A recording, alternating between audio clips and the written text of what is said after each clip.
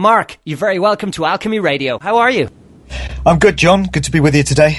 Well, the pleasure is all mine, and you've a very interesting background story before you came into, I suppose, the whole realm of consciousness and authenticity. Tell us a little bit about where you've come from and how you've got to where you are. Okay, well, I've been a DJ for 23 years now. Got started in 1990. Always wanted to be. I was always into music from a very early age. Bought my first record when I was 5, which was Queen's Bohemian Rhapsody. A lot of people have really embarrassing first records, so that one was quite cool. I won't tell you the first album. Go on, tell us the first album. The first album was the Grease soundtrack, so it's not quite so cool. But hairbrushes at the ready. Yeah, I grew up being into pop music, basically, whatever was in the charts, and took a healthy interest in that through my teenage years. And as I got a bit older, my tastes got refined, and I got into basically black music, soul, hip-hop, R&B, funk, early house music, garage, all that sort of thing. And I decided I really wanted to become a DJ. So after a bit of hustling and a few power moves, early power moves, I got there in 1990, started working for a local radio station in Oxford called Fox FM, doing background production, all that sort of thing. And eventually that led to club gigs. And, you know, it's humble beginnings, as it is for all of us, and things gradually grew and got a lot of contacts and networks in place. And over the years, I've been fortunate enough to DJ all over the place, up and down the UK, over 40 different countries around the world. You know, I've had a good innings, had a good few years, lots of memories, lots of great times along the way. And I've done radio, clubs, and music journalism in that time. Things reached the point by about 2008 where I was starting to ask some questions about not only what was going on in the music business, and with particular reference to the sort of music that I was playing, which was mainly hip-hop and R&B, so-called, but also what was happening in the wider world and how the music agenda fed into the much wider picture of what was going on globally, what life is all about, who's really running the show, who's really pulling the strings, what their motives might be. And that's where we get into these very deep, complex areas full of big questions about the purpose of life and reality and consciousness and all that sort of thing. So, the transformation had started to take place around about 2008, and it was kind of completed by about 2010, which is the year that I pinpoint as receiving what I refer to as my conscious awakening. Okay. And was there a specific incident, Mark, or what was it that actually happened for you that transported you from one side of the fence to the other? Well, it wasn't a singular incident that I could put my finger on. It was a gradual process, and it was the culmination of lots of different things. It was basically as a result of doing lots of reading and doing lots of research, and reading many different authors, not least David Icke. David Icke's books were very influential for me. And in 2010, it's interesting how synchronicity works, because I was due to make a trip to the United States in April 2010. Mm-hmm. And 2 days before I was due to fly out, this was to New York, you might remember there was a volcano in Iceland which erupted. And don't ask me the name of the volcano. I was in Iceland last week, actually. I got to see it. But this volcano grounded all flights in that particular part of the world, and it meant that nobody could fly to and from the United States for several days. Mm-hmm. So my flight was put on hold, and the airline said, well, you could take the flight at a later date. So I chose to go to New York in September 2010, and because I had a few days of downtime there, and I had some time on the flight to read, had some time in airport lounges, time in hotels, I absorbed David Icke's book, Human Race Get Off Your Knees, in one go. Wow. In one sitting. And it was very much that book and the information that was contained in it that changed my whole view of everything. Having said that, I would never put all my faith and all my intuition in the works of just one author. But what I found was the stuff that Icke was talking about in that book correlated with what so many other authors from so many other different parts of the world, from so many different walks of life, were saying about what was going on in the world, nature of reality, all of that. And for me, it just all clicked, it all fell into place, and there was just clarity in my mind as to what was going on, you know, the big picture. So I'm grateful for the opportunity on that trip to have had the time to just push all the daily stuff to one side and just take some time out to reflect on important things, which we don't get enough time to do because we're all busy. And, I just feel that synchronistically everything fell into place at that point in 2010. And I've not looked at the world the same way since. You know, the whole way I think about life and my purpose here and what I'm doing and what any of us are doing and what's going on behind the scenes has not been the same since 2010. And I've got absolutely no regrets about that, because it's the best thing that has ever happened to me. And I'd imagine since then, because you became consciously aware of yourself to a greater degree, or it certainly sounds like that, it was quite a difficult process at first when you decided to openly embrace this. It was. I'd had a bit of grounding from my dad, actually, who's always been a very open-minded thinker. And he's always kind of encouraged me to not be afraid to think outside the box and not be afraid to be different and stand out from the crowd. And I've kind of done that through life anyway. I've never really gone along with fashions and trends. I've never been that worried about fitting in with particular crowds. But my dad was reading books by the likes of Eric von Daniken back in the 1960s.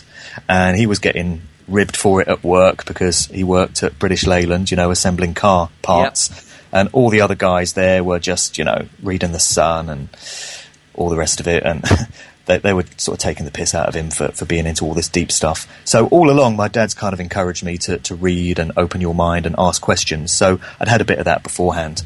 But, to start with, it was quite a difficult process because I was a little afraid about speaking out and telling people about the stuff that I'd discovered and stuff that I'd come to realise and understand.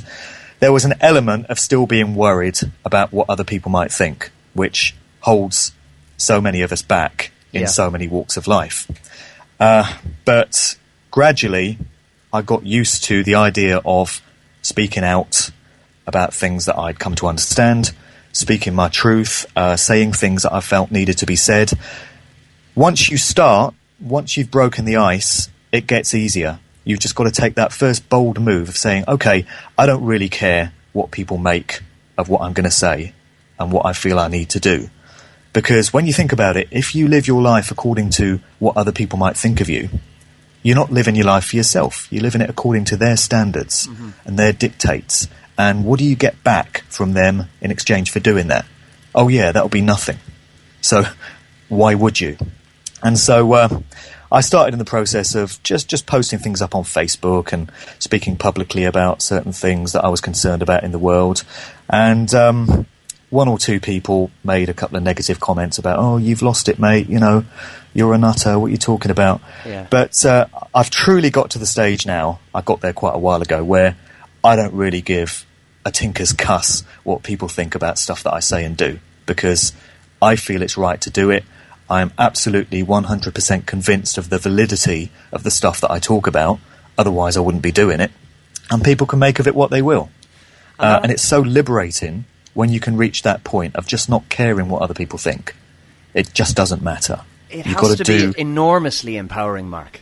It really is. It's the most liberating, empowering thing that you can do. Just speak your truth and people can make of it what they will. And what you actually find is that a surprising number of people then come back to you and say, well, actually, yeah, I've often wondered about this. It's interesting that you're talking about this, or that sheds some light on this particular subject that I never really understood. You know, thank you for speaking out. Thank you for saying what you've said, because now I can understand this a lot better.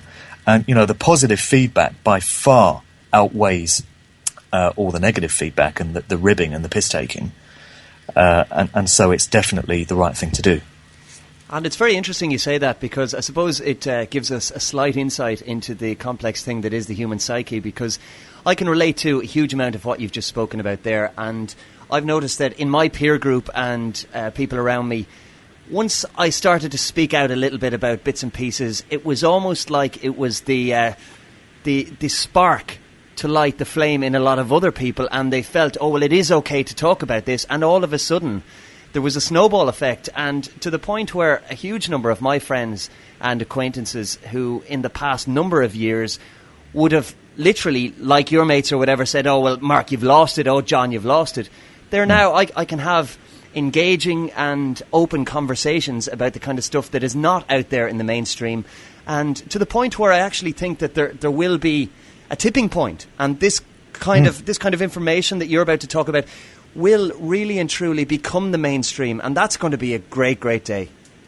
You're absolutely right. I think that tipping point is very close, and I agree that it's going to happen. And it's incredible to me, the amount of people who in the early days were, taking the mickey and just ribbing me for stuff that I was saying, have since come round to a lot of it. And are starting to ask questions. They're even starting to post things themselves. I see their Facebook page, and they're posting stuff that they wouldn't have posted 6 months ago for fear of being called a conspiracy nut or whatever. So it's definitely happening. And I think as the stuff unfolds in the mainstream news, day by day, week by week, many, many more people are starting to realise that something is not quite right, and that we're being lied to the whole time, and that the official version of everything just doesn't stack up the way governments and mainstream media tell you it does. And so that's causing people to think, well, maybe there is an alternative way of looking at why certain things happen, and maybe these guys have got it right. And, we're all labelled as conspiracy nuts. I've been called that many times, conspiracy theorists, which is a very lazy term to use, a catch-all kind of term, just to dismiss somebody that thinks in an alternative kind of way. You just call them a conspiracy theorist and send them on their way. Yeah. Same as anti-Semite and all these other convenient catch-all phrases. But to me, conspiracy theories are almost becoming the norm now. And what I find far more entertaining than conspiracy theories are coincidence theories, because there are so many people that so desperately want to cling on to their belief that everything is actually okay in the world, and really everything is as we're told by mainstream media and governments and educational authorities, and they'll dismiss away all kinds of blatant evidence as just one of those things, just the way it is, just a coincidence. And their arguments are getting more and more desperate, because it's clear for anyone with a brain to think and two eyes to see that coincidences just don't exist. They're not coincidences. They're things that have been made to happen, or they're synchronicities, but they're not just coincidences. And this idea of just clinging to the official version of everything and making out in your mind that everything is okay in the world is classic cognitive dissonance, is the phrase for it, where blatant evidence that can be seen and felt and touched is at odds with the view of the world that you so desperately want to believe. And so your mind, your psyche, blocks out the evidence so you can continue with your belief system. And it's getting more and more difficult for people to maintain that, I feel. And that's why more and more people are looking for alternative answers and are now open to some of these conspiracy theories, so-called, which maybe 6 months ago, a year ago, they would have rejected. Absolutely. And to be honest, as somebody who has been involved in the music industry for quite some time, as you have, it's amazing to watch how little bits of information are filtered into the public consciousness, or even the subconscious, I suppose, is what is really happening through symbolism and through music videos and pretty much everything we're going to talk about for the rest of our chat. But people do build up a paradigm for themselves, be it known or unbeknownst to themselves, and it can be quite difficult for somebody to break out of that and to shatter that. But I have no doubt in my mind that at the moment there is a kind of, and I hesitate to use the word awakening because it's become almost, I don't know, it's blasphemous in some circles to say awakening, but the journey that people are going on has accelerated and is continuing to accelerate, and I think people are really raising their consciousness and their vibration, and they're actually able to look beyond some of the subconscious programming that is coming from the control system. And I think no more so than in music, when people switch on MTV now and so much of it is so blatant, or we see it as being so blatant now. I don't think it's necessarily that a lot of it is. I think it's that so many people are just more open to actually seeing the signs now.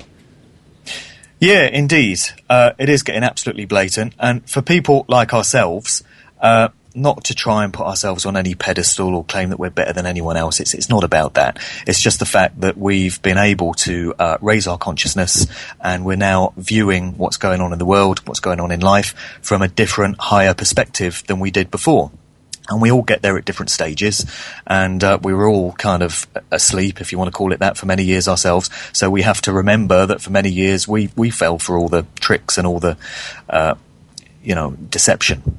But it can be difficult for the likes of us to think the way the masses are thinking now, that everyone else is thinking. Because we can spot a symbol a mile off now. We can watch a Jay-Z video or a Lady Gaga video and see pyramids everywhere and bloody all-seeing eyes everywhere and satanic pentagrams and know exactly what's going on and why they're there. And it can be difficult to forget that for people that don't have that level of awareness and consciousness yet, they don't know why these things are there, and they don't spot them that easily. So we have to kind of be aware of that. And also, most of the people that I speak to on Facebook and people that I correspond with are other people that have woken up, if we want to call it that have this conscious awareness, and we all talk about things from that perspective. And I think it pays every now and again to take a look at the mainstream news. I don't watch TV, but every now and again it's good to just look at the news and read a newspaper or a magazine and just remind yourself of what everyone else is being asked to believe and all the lies that they're being fed, just so that you can keep a perspective on the way most of the population are thinking.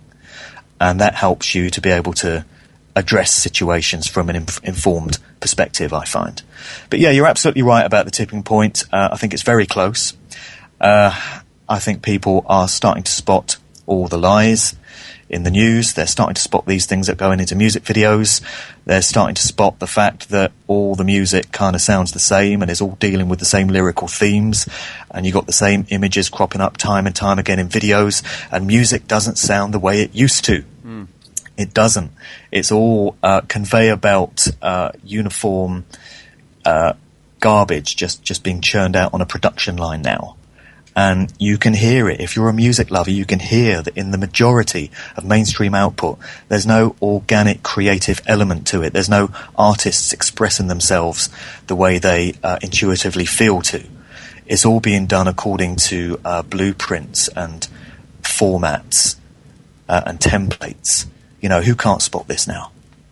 Yeah, so you did a very interesting talk recently on the Illuminati in the music industry, Mark. And the term Illuminati is a funny one because a lot of people automatically lump it in with that dirty word conspiracy and conspiracy theory, using inverted commas heavily there. And a lot of people switch off then as well because they think it's the realm of nut jobs. And however, you've done a huge amount of research on this. I would say more research than certainly 99.99% of conspiracy researchers have done. And you've managed to tie things together in a really interesting and a really accessible way for people to, I suppose, alert the newcomer to what might be going on so that they can examine it themselves. And for those of us who might know a little bit more about it or be a bit more au fait with what's going on, there's new information there as well. So what was it? Obviously your background is music and that was an area of huge interest for you. But what was it initially that kind of sparked things and made you think, well, something's not quite right here. When I switch on the TV and look at an MTV video or I listen to the lyrics of a song, specifically in hip-hop, because it's so blatantly obvious. You look at hip-hop from years gone by and it was about a message and it was about, I suppose, a social commentary in a lot of cases. Now you switch on a radio and you listen to hip-hop and it's a bastardized version of that. It's a completely different animal. It's about swag and bling and money and, I suppose, about the control system and worship of the control system. What was it that made you decide, right, music, this is where it's going, I can see it, and now I'm going to talk about it? And how did you initially broach the subject? Well, you're absolutely right that it's possible to see it so much in hip-hop. That genre in particular has been so infiltrated now. And the contrast between the sort of stuff that passes for hip-hop these days, I don't even call myself a hip-hop DJ anymore because the term has just become meaningless, or the term has become associated with all these garbage puppet artists that have absolutely nothing to do with the original essence of hip-hop. But yeah, you can really see the contrast. 20 years ago, the 90s was the golden years. You speak to any hip-hop head of a certain generation and they will tell you the late 80s, early 90s, probably 88 to about 94, 95 were the absolute golden years in hip-hop. Classic material, incredible production techniques, amazing artists coming through.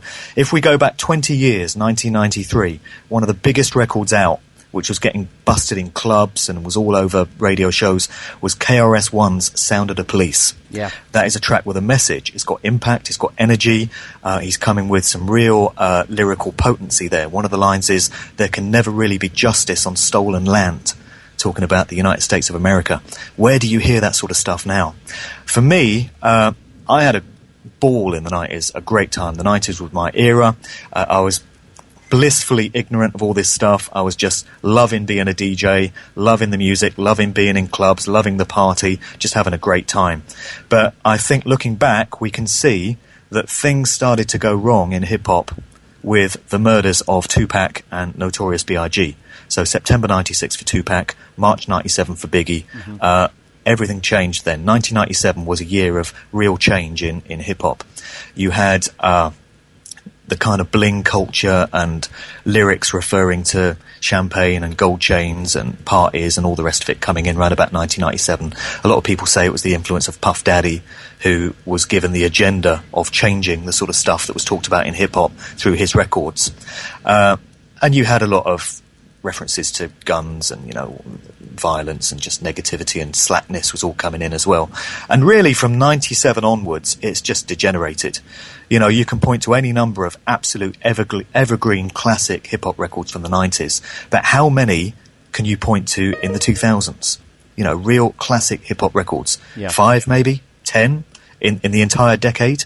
And as the decade progressed, I came to begrudgingly acknowledge the fact that the true art form of hip-hop was lost. There were no records with any messages anymore. And by 2008, it was absolutely obvious, because in 2008, you had Lil Wayne just starting to come through. You had artists like Flo Rida and Akon with the auto-tune style of production. And, you know, this was when Obama first came into office. Whether there's a connection there or not, I don't know, but it wouldn't surprise me. And from 2008 onwards, it's just got worse. And then you had the likes of Nicki Minaj coming on board, and you got 2 Chainz and, you know, all these artists now that are just talking about nothing, just talking absolute negativity. It's all rubbish. All the lyrics are the same. Most of them are absolute nonsense. You know, Nicki Minaj records, Big Sean records, talking about wobbledy wobbly wobble and arse, go stupid, go stupid. These are lyrics that an entire generation are absorbing now. But quite literally, Mark, for anybody who mightn't be familiar with this music, those quite literally are the lyrics. They really are. You know, Big Sean's track is called Arse, and the hook line is arse, arse, arse, arse, arse. And, you know, anyone that wants to look into it further, look up the lyrics. Just put in, you know, go into Google and look up the lyrics of these tracks and have a look at the sort of stuff that's being indoctrinated into people. I mean, the hook line go stupid, in the Lil Wayne record and also a Big Sean record would appear to be an instruction to the people listening to it. Because if you listen to this garbage, you will go stupid. But, yeah, for somebody of my generation that's been around for a long time and remembers the golden years of the 90s, you can see how things have changed. But if you're 17, 18, 19, 20 years of age and you're just starting to get into all this music, you're just starting to listen to the radio, you're just starting to go clubbing, it's the first time that you've been exposed to this culture laughingly referred to as hip-hop. Yeah. And so all these records that you're hearing, Nicki Minaj, Lil Wayne, all the rest of it, that is your perception of what hip-hop is. And the lyrics you're being exposed to are your perception of what hip-hop talks about. And you have nothing to compare it to. And so what's happened is an entire generation of young people is being very successfully conditioned and programmed to accept a certain style of music and to have their perception of what's important in life dictated to them. You listen to these records, and if you're a young person, your perception of what's important in life, if you look up to your idols, because these music artists are put on a pedestal as idols, is that it's all about partying, drinking alcohol, getting wrecked, having promiscuous, unprotected sex with as many people as possible, buying brands, going out and being materialistic and shopping in the mall every weekend and spending money you don't have, racking up credit, taking out overdrafts, and not much else, really. You know, never mind being aware of what's going on in the world and what life is all about, what consciousness is all about, what our reason for being here is as human beings. You know, none of that stuff is addressed in hip-hop. And you're completely right. And sometimes critics of what it is we're talking about will level the accusation, oh, well, it's just kids just having some fun, cut them some slack. But it's way beyond that. And I think that's where comparisons come in. So if you look back, say, to the early 90s and the message behind music, and not just hip-hop, but I mean, it has infiltrated pretty much everything. And there's so much cross-genre stuff going on. I mean, my area is electronic dance music. And you'll hear the big artists, and they're collaborating now with so many of the so-called hip-hop artists. And it's just this giant smorgasbord of nonsense in a lot of cases. And the real essence and the real music is gone for so many people. And it's not just a musical snobbery, it's an absolute fact. And that ties in then, of course, with the music videos, because the advent of MTV in the late 80s, early 90s was revolutionary, and people could see songs to the point where it becomes a lot of people's first port of call. I know so many of my peer group would have grown up watching MTV as opposed to listening to the radio, and that's a powerful, powerful medium, TV, when it comes to implanting a message or further enhancing a message. And by God, the music industry have done that, haven't they? Yeah, you're right. The blurring of genres happened a few years ago, probably again about the same sort of period, I would suggest, 2007, 2008. I think it's clear to see that there was an agenda, a specific agenda within the music corporations, the record companies, round about that time, to change the fabric of music. And what you've got now is an absolute blurring of the lines. As you say, you've got the likes of David Guetta and Calvin Harris making records with Kelly Rowland of Destiny's Child and Akon and Tiny Temper and God knows who else. And the tempo of the records has changed, you know. Just because an artist happens to be black, like Chris Brown or Rihanna, they're still considered R&B, just on the basis of their skin colour. But you listen to the music they're making, it's not R&B, it's 130 BPM electronic dance music. Yep. And you got so-called house EDM DJs playing the same records as so-called R&B and hip-hop DJs. And when you look at it, there's only really 20 or 30 artists that are making records that people want to hear anymore.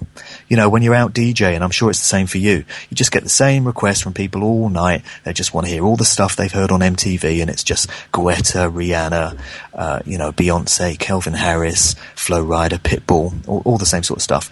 Which one's a dance music? Which one's a hip-hop music? You know, it's deliberately been all brought together in this kind of smorgasbord.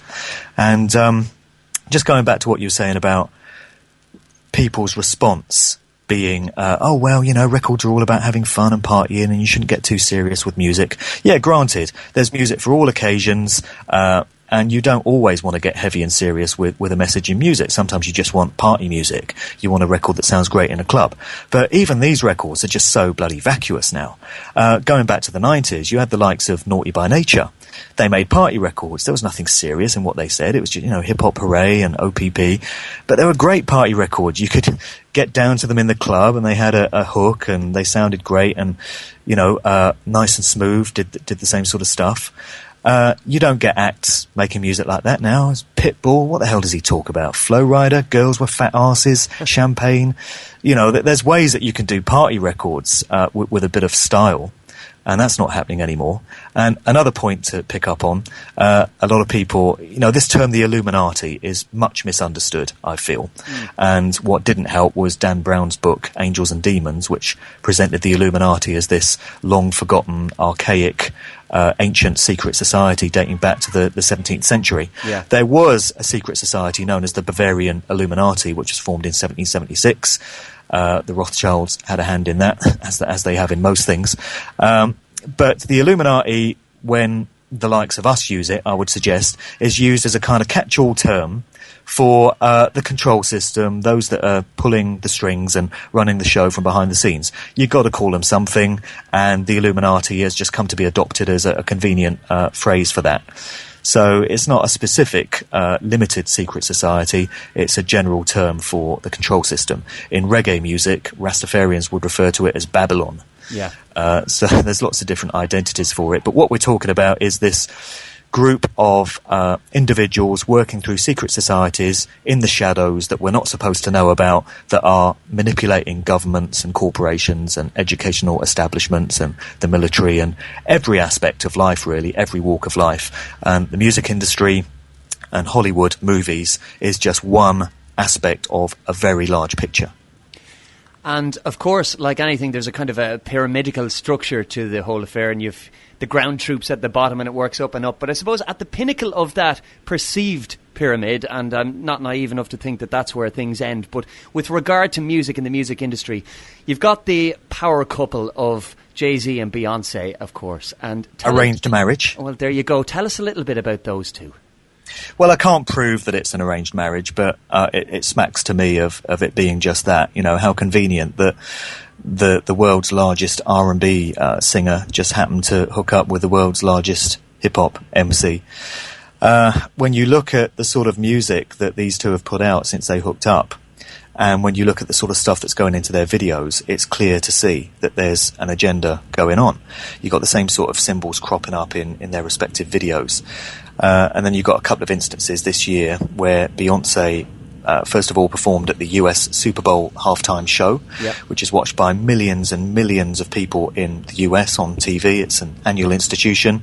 So any act that goes on and performs at that show is guaranteed an energetic link up with the life energy of millions of people around the world, because it works through TV just as it does in an arena. And she flashed up the rock sign, so-called, this sort of pyramidical hand sign, which goes back to ancient times, has been used by different cults and secret societies, the Church of Satan among them.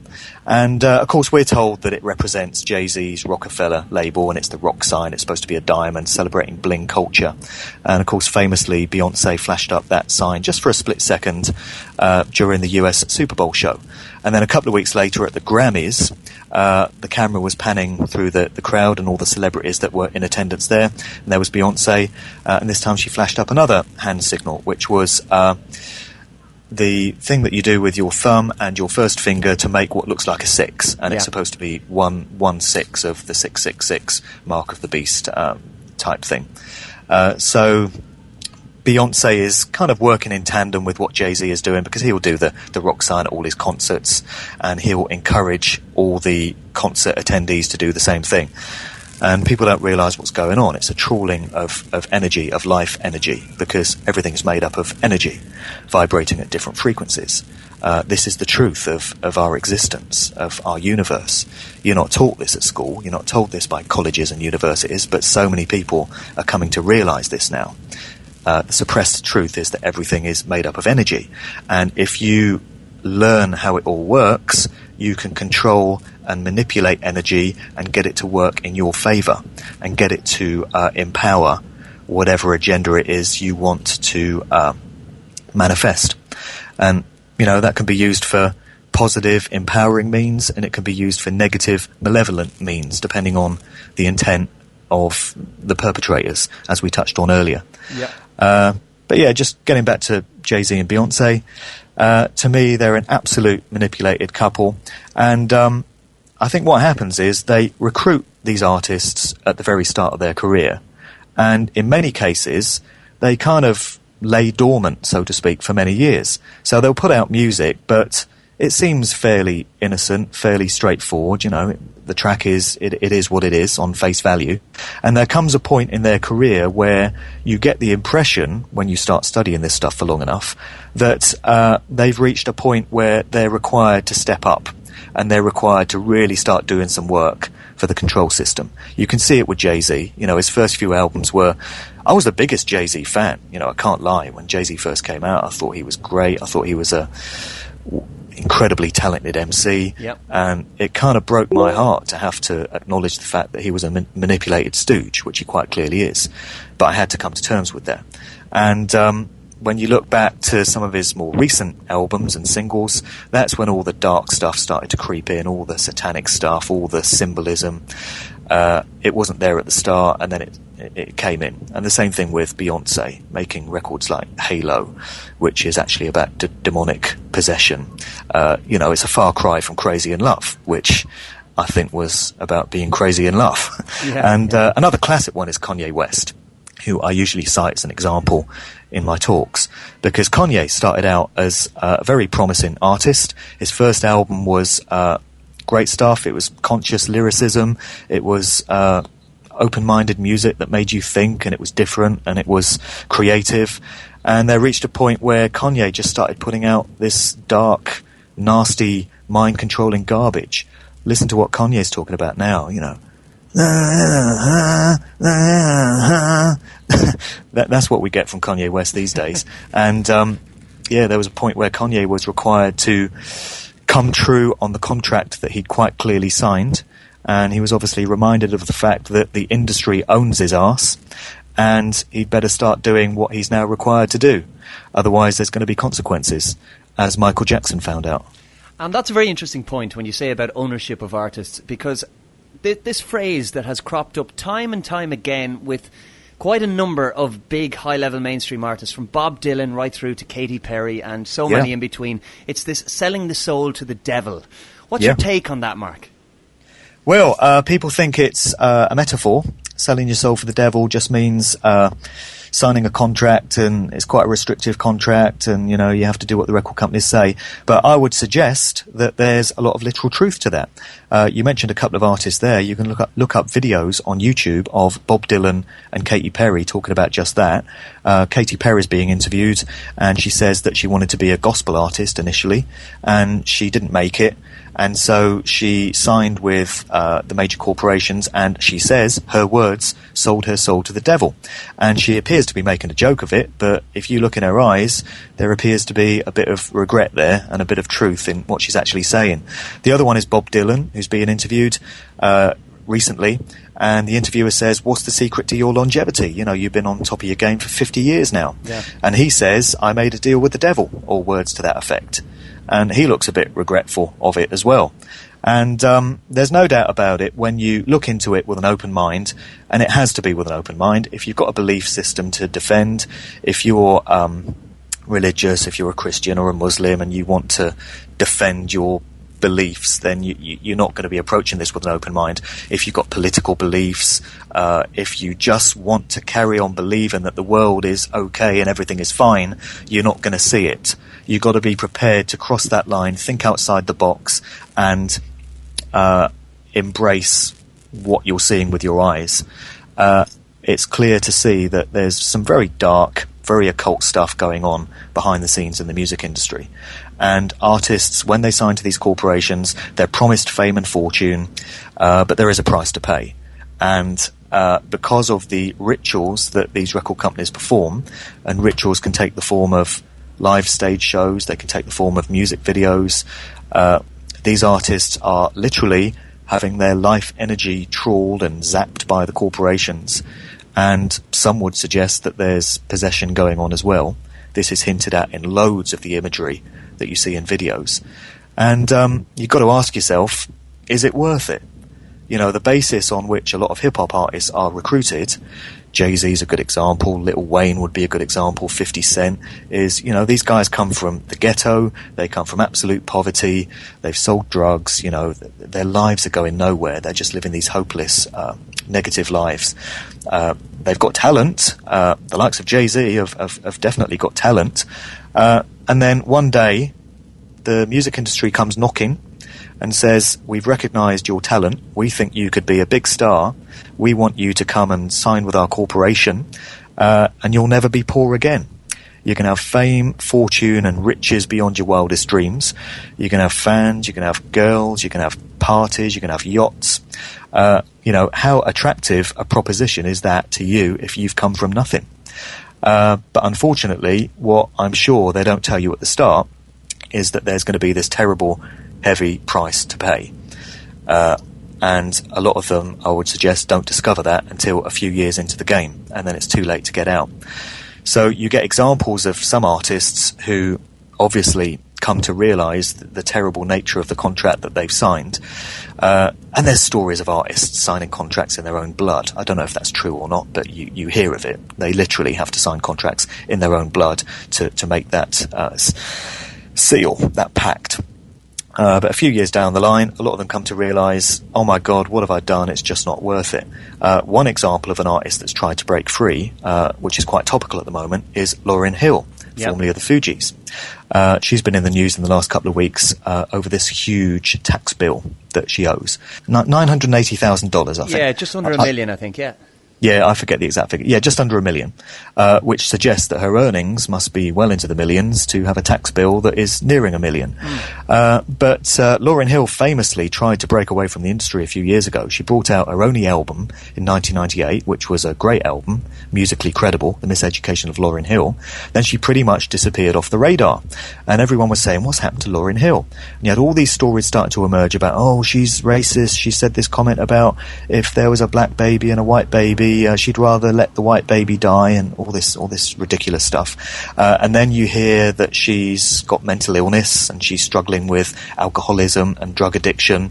Then a few years ago, she came out with a great acoustic track, which again you can get on YouTube, called I Get Out.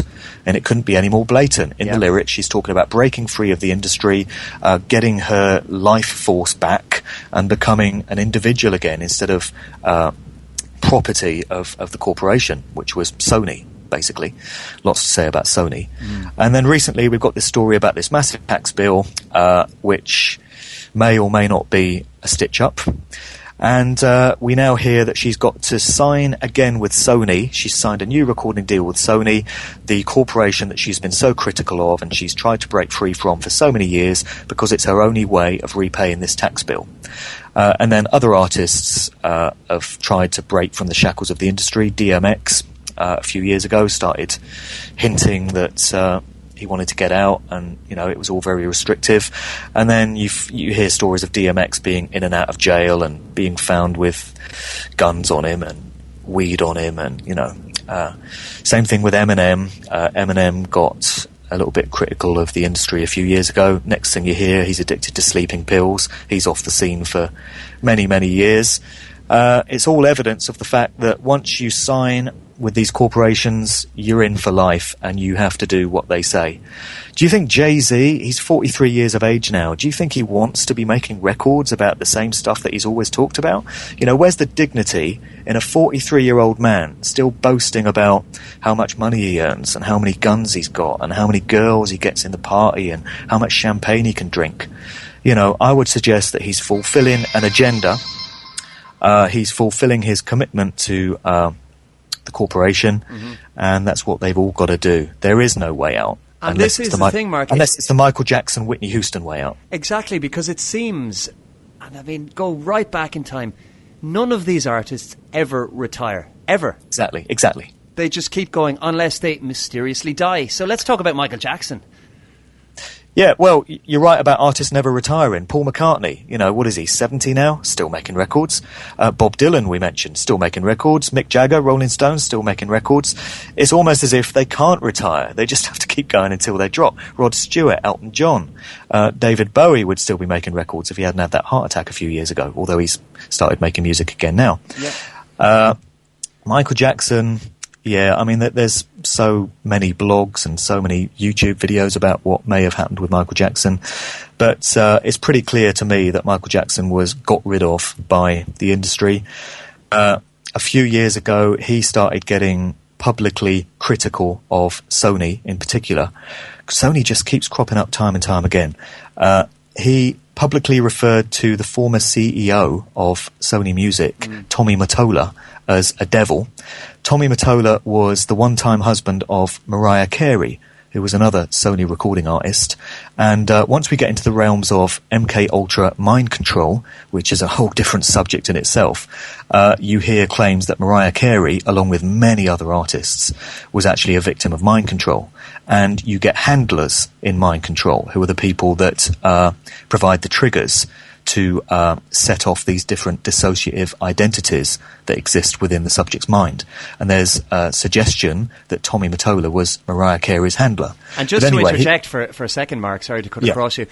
For anybody listening out there who might think mind control, this is absolutely ridiculous. I mean, MK Ultra is now an acknowledged US military and government plan going back decades and decades. This isn't the realm of, or those words again, conspiracy theory. Absolutely. This is openly accepted and acknowledged by the people who ran these programs. Yeah, I mean, there's conspiracy theory and there's conspiracy fact. Exactly. It stops becoming a theory when you can actually back it up and when there is tangible evidence to support it. And there have been so many whistleblowers and insiders over the years who have exposed the MK Ultra mind control agenda. It's very, very real. If you want to scoff at it and laugh it and reject it, it's your choice, but do it at your peril. If you want to revel in that ignorance, then go right ahead. But you may find yourself reassessing your view of it in a few years' time, because there may be new evidence to suggest that it's absolutely real, and it is. But yeah, to get back to Michael Jackson, he was very critical of Sony, and there's this suggestion that just before he was due to do this series of shows in London at Wembley in 2009, he was planning to use it as some kind of platform to further expose the workings of the industry and further let people know what was really going on. And with Michael Jackson, it goes way back. You know, there's evidence to suggest that he was a mind control victim himself from a very young age when he first started out with the Jackson 5. He's been compromised and corrupted and utilised and abused by the industry all through his career. And the two cases of him being up in court on child abuse charges, apparent paedophilia, are, to my mind, absolute stitch-ups. If they weren't, why didn't he go to jail? You know, they were thrown out in the end. They were methods of tarnishing his image in the eyes of the public, because the industry had realised he was starting to become a bit dangerous. He was starting to become a bit unpredictable. The industry likes its artists where it can keep an eye on them. It likes them adhering to the agenda. It doesn't like mavericks. It doesn't like people speaking out and articulating their own thoughts. And so Michael Jackson became a bit dangerous. And seemingly, when it became clear that he was going to use these London shows to further expose the true nature of the industry, he had to go. You know, who really buys the coincidence that just before he's going to do these shows, he just happened to OD on pharmaceuticals? Conrad Murray is the classic fall guy, the classic patsy. You know, there's always someone that they put in the frame for these things, whether it's Lee Harvey Oswald or James Holmes, or in the case of the Boston bombings, two of them, the two brothers. But there's always a fall guy, and Conrad Murray was the fall guy. And you can speak to any number of researchers that have really gone into this in a major way, and they will tell you that Michael Jackson was taken out. And we then get into the realms of ritual and ritual sacrifice, and the idea, which I know will be incredible to many that are hearing this for the first time, but again, do a bit of research. Once you've got over the initial shock of hearing it, if you go into the subject of the ritual sacrifice of artists by the music industry, you will find there's a lot of validity to it. The music industry is very dark in nature. I'm talking about the mainstream industry now, not the industry as a whole, not every single label, every single artist, of course not. We're talking about the upper echelons of the US industry. And when it comes to Michael Jackson, there's evidence that he was taken out because it was convenient for them to do so. But when they decide to take an artist out, there's always a ritual, occult element to it. And that's what I believe happened. And it's very interesting because so many people would, as you mentioned, have seen Michael Jackson, of course, as Wacko Jacko and this character who in his private life clowned around all the time. But in essence, that made things very, very easy when the end game came to take him out, and nobody really batted an eyelid. You know, just another thing on the tabloid reams of stuff about Michael Jackson. An unusual death, well, that's not so strange. What else would you expect from Michael Jackson? And that happens time and time again. Quite often there are hatchet jobs done on those who try to speak out or break free. I think DMX is a very good example, who you mentioned earlier on. I mean, somebody who was absolutely huge in his field. I think 7 consecutive Billboard #1 albums, which I think had been unheard of. And all of a sudden the media starts to portray him as this crazy guy, and he's brought up on all kinds of jumped up charges, and he starts to speak out publicly online about what's going on, and then he's literally thrown in jail and disappears, you know. And Dave Chappelle in the comedy side of things, another guy who was portrayed as this lunatic when he refused to sign a new contract with whichever of the corporations he was with.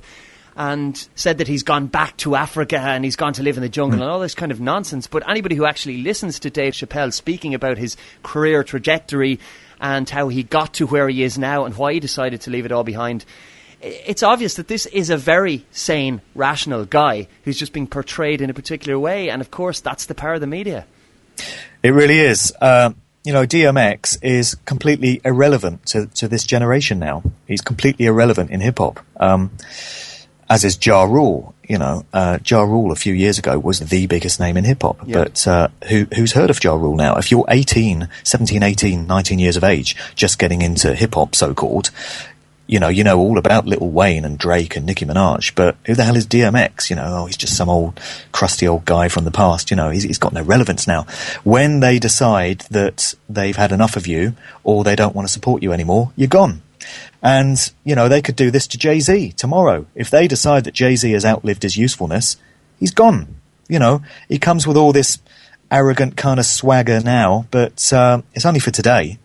And it could all go tomorrow. They could get rid of Beyonce and Rihanna tomorrow if they chose to. They chose to get rid of Whitney Houston. She was a massive artist in the 80s. And again, there was a job of demonizing Whitney Houston in the eyes of the mainstream media. For years, you heard stories about, drug abuse and Bobby Brown's taking her off the rails. It's his influence, she's a crack addict and all the rest of it. The thing that struck me about Whitney Houston when she died in 2011 was there was loads of tribute mixes that came out. DJs always jump on an artist that's died straight away and do their tribute mixes. Yeah. And listening to these mixes, I came to realise that pretty much every single track that Whitney Houston ever put out, with maybe one or two exceptions, was about love, positivity, harmony, just positive, empowering stuff. Not all of it was my cup of tea musically, but the lyrical themes were all about love and positivity. And the industry doesn't like artists that talk about this sort of stuff. John Lennon in his latter years spoke all about this consciousness. He really took it to the next level with some amazing spiritual tracks and empowering tracks that a lot of them only are just starting to make sense now, 40 years on, because they're for these times. But John Lennon, gone, Look at comedy. Bill Hicks, classic guy. Yeah. A lot of young people won't know who Bill Hicks is. If you want to know, go on YouTube. Look up his Life is a Merry-Go-Round talk. It's incredible stuff. Bill Hicks died at the age of 32, apparently from a heart attack, I think was the cover story. What's the common denominator in all these cases? Michael Jackson. I mean, a lot of Michael Jackson's music was positive and empowering, particularly his latter stuff. Yeah. Not all his music was, but in later years, he was getting very conscious and, very spiritual. So Michael Jackson's gone. John Lennon's gone. Bill Hicks is gone. Whitney Houston's gone. Ask yourself, if you think this is all conspiracy theory, why are all the artists that come with important messages, empowering messages, uplifting messages, why do they just happen to die? And the likes of Lil Wayne that tell you to go stupid, go stupid, go stupid, and talk about I'll beat that pussy up like Emmett Till, and other disgusting, horrific, just destructive lyrical references like that, are allowed to continue. Nicki Minaj, fine. Michael Jackson, no, we can't have that. He's got to go. It's plain to see that and there's the list goes here. on and on. We've spoken about synchronicity, I suppose, above coincidence. And I'm not a believer in coincidences. I think things happen for reasons. And, I mean, even to extend that list, you look at Bob Marley, you look at Tupac and Biggie Smalls, who you mentioned earlier on, Kurt Cobain, Jimi Hendrix, all these people who had a movement behind them or a message, and they just disappeared. They're just gone. And fine, they're then venerated within the music industry once they're gone. But, I mean, they can put whatever slant they want, or whatever label they're signed to can put the posthumous slant on that. So it's safe to, once they're out of the picture, to, I suppose, laud them as the fine artists that they were. But it leads on to a question mark, and it's something that I'm quite often asked. Do you think these artists are part of the control system? Do you think they know the game that's being played? Are they just unwitting pawns who are offered a lifestyle that's beyond their wildest dreams, so they sign on the dotted line, and it's only years later or when it's too late that they realise, hang on a minute, this isn't actually all it's cracked up to be?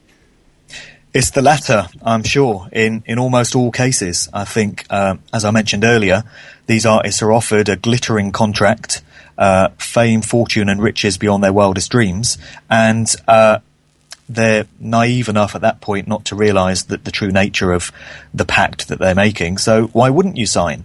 You know, it seems like all your birthdays have come at once.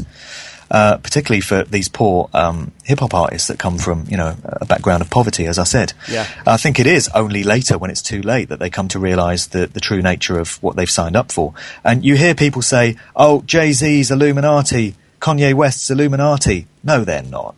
Come on now.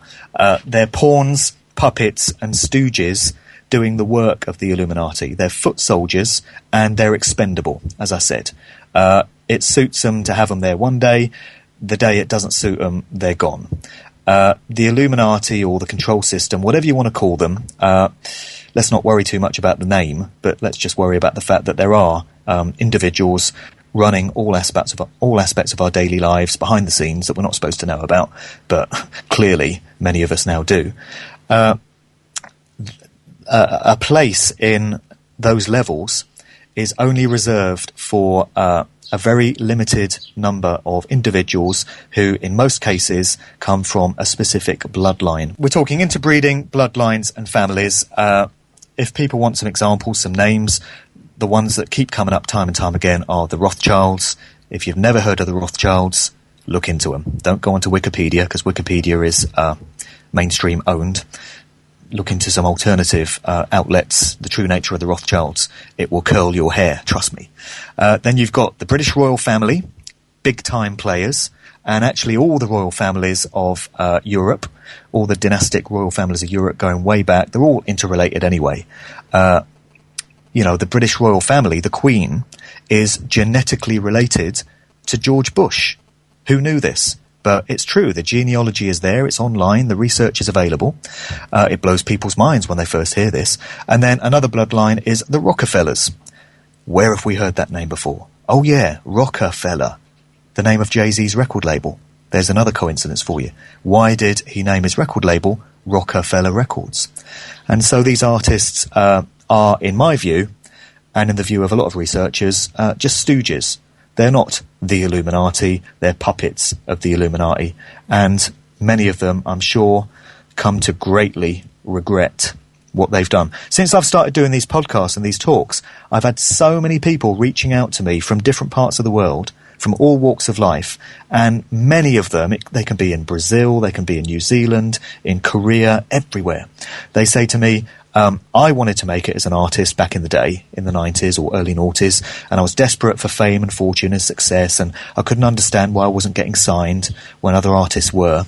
And now I look back in retrospect, and the best thing that ever happened to me was not getting signed by one of these majors, because I realise now that if I'd got in, I would never have been able to get out. And I thank God, or thank whatever, that I was able to steer clear of that. Couldn't see it at the time, but what is apparently your worst nightmare becomes your greatest gift in not hooking up with these corporations. And in retrospect, and with the perspective, with the benefit of the perspective we now have on things, many people have come to realise that. Hindsight is a great thing, but perspective is an even greater thing, because once you shift your perspective on anything, you can then mould, I suppose, your own mind and your own self and your own consciousness to suit what it is you want from life and what it is that you want from the journey that we're all on. And I really believe that. I mean, people talk about the power of intention and people talk about the power of attraction and all this kind of thing. But the big phrase for me is making your own luck. It's something that I never understood for years and years and years. I mean, how can somebody make their own luck? Luck is something that's just out there in the ether and we can do nothing about it. But as time has gone on, I've realised that it's about being in a certain frame of mind or being prepared for what might come along, because pretty much anything we want to come along in terms of opportunity, whether it's in a music career or whether it's in enlightening yourself or whether it's to do with family or whatever it might be, opportunities present themselves every day of the week. It's just that we have to be open to accepting and taking advantage of them. And quite often that doesn't mean opening our minds or our eyes or any part of our bodies. It's about just having an attitude and an all-encompassing vibration, I think. And I think that's the key to it. And For somebody who might be on a path, say for example, somebody does sign with a major label and they do have fame and fortune beyond their wildest means, and suddenly they wake up and they realise, right, well, I'm sick of fame. I can't walk outside my door without being hassled or whatever. Fortune is nothing to me anymore because I have more money than I can ever do anything with. What's left? If you can't break free from that, I mean, that's kind of life over. And I think it's why we see so many artists attempt to rebel against what it is that's in essence enslaving them, and they're always unsuccessful when they try and do it because they're castigated, they're maligned, they disappear and die in a lot of cases. And I don't think that's something that most people, when they look back on their lives, would necessarily want for themselves. It might be attractive in the short term or when people don't have money or that kind of thing, but at the end of the day, is that what life's about? Personally, I don't really think so. Yeah, it's a difficult one because I would never want to say to an aspiring music artist, whatever you do, don't sign a contract with a major corporation, because of course that's anybody's aim when they want to make it big. You know, if you're a DJ, you want to play in the biggest clubs around the world. You don't just want to play little bars. So yeah, it is a difficult one. But then you see artists like, for example, Emily Sandé, who's an artist that I really like. She came out a few years ago, and her music was very different to all this garbage, poisonous, toxic crap that we're hearing from everyone else. You know, it's proper songs. She's a great singer-songwriter. But there was a video of hers that came out a few months ago for the song Clown. And if people go to the site vigilantcitizen.com, the guy there breaks down all the symbolism and all the imagery and videos and lets you know exactly what's going on a sort of occult, symbolic level, and what's entering your subliminal mind without you even realizing it. And in the video to Clown, she's dressed up as a clown, and there's all kinds of there's a bit of mind control symbolism in there, and it looks like she's basically just being degraded and humiliated. And it's obvious she was made to dress up as a clown for this video, and it just seems to be a way of the industry once again on a subconscious level asserting the fact that it owns its artists. And I'm sure Emily Sandé, when she signed, didn't expect that this would be the case. So, you know, the point to make is even with supposedly proper, organic, creative music such as she makes, different to all the toxic shite, the manipulation is still there. So it is a difficult one. Again, so many of these musicians and music makers that have reached out to me from around the world have said independent is the only way. Just go the independent route, you know. You retain control over the sort of music you want to make. Maybe you could start your own label, or if you don't, then you can hook up with an independent label that's not a part of a big conglomeration, and that would seem to be the only way to retain some musical credibility and probably your sanity and freedom in life. And it's interesting because for the first time we are starting to see artists building big fan bases without having signed, and a lot of artists who actively refuse to sign to major labels. I mean, Immortal Technique, a very good example. Vinnie Paz, another one from the realm of hip-hop. These are big players globally, yet they have point-blank refused to sign on the dotted line and have retained, I suppose, their own internal and external credibility, and they're following their own path and their own truth, which I think is very important for anybody in this journey of life. Yeah, and much respect to those artists. You know, Immortal Technique, who I know you've got on this show. In the UK, you've got Low Key. There's a guy in the States called K Reno. There's Diesel Automatic in the States. Yep. Many artists that are going their own way and making some great music as a result, and much respect to them because they're keeping music alive. They're doing what music was always meant to do, which is make a statement and make some impact. And you know, music is a great opportunity to get people thinking about things, and it's just not utilised enough. But these artists are really doing their thing. So what of the future, Mark? What way do you see, as people start to cop onto what's going on and wake up a little bit, what way do you see the agenda being pushed, or do you think people will start to turn away from it more and more? What's your outlook? Is it bright? Is it gloomy? What do you think? It is bright. I am optimistic about things, and I remain positive, and you have to. If you've spotted all this stuff and if you accept that it's going on, just saying we're all doomed, it's all negative, they've got us, is not the answer. What's the point? What's the point in researching all this stuff if you're just going to roll over and die and give in? I remain optimistic because I think it's very important that people do. On one level, I've got 2 young daughters, and I'm not going to have them growing up getting into the kind of toxic filth that young people are listening to now. I sound like my dad when I say that, or some evangelical preacher or something. But come on now, look at the stuff that young people are listening to. It's not good, is it? And we then get into the whole area of the power of human consciousness. I know you alluded to this earlier. Yeah. Everything, as I mentioned earlier, is vibrational frequencies. And when you raise your personal consciousness, you access higher levels of frequencies that you weren't accessing before.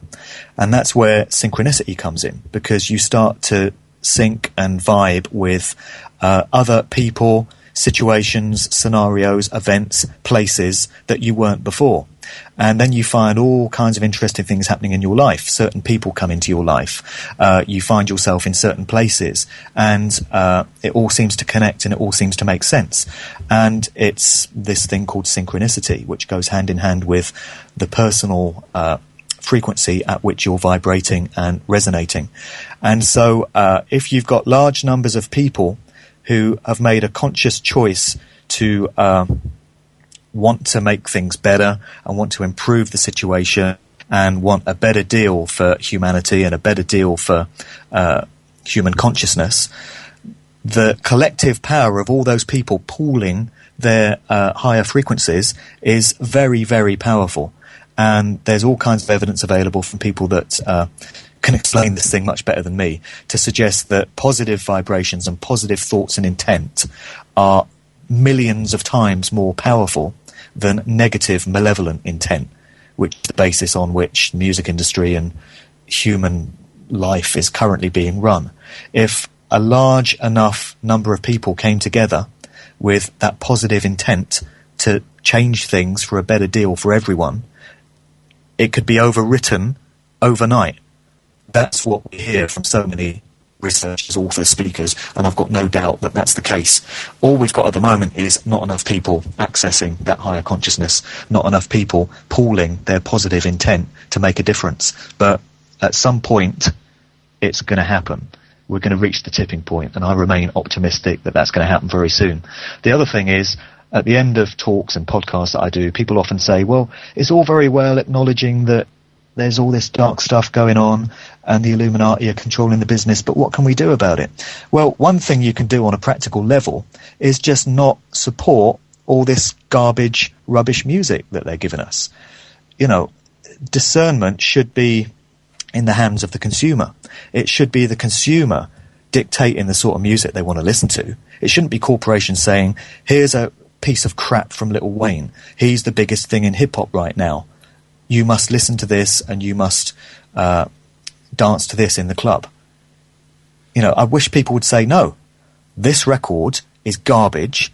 This artist is garbage. It's not what I want to hear. He's talking about the same stuff that artists have been for the last 10 years. It's nothing new, and I don't want it. I'm not having it. Take it back and come back when you've got something better. I just wish people would exercise a bit more discernment, because we can do this. We can reject these artists. We can say we don't want them. And all you got to do is just not listen to it. If you don't like the sort of music that's coming out, if you recognise that it's all dark and it's all negative, don't listen to it. Don't watch the videos. Don't listen to it on the radio.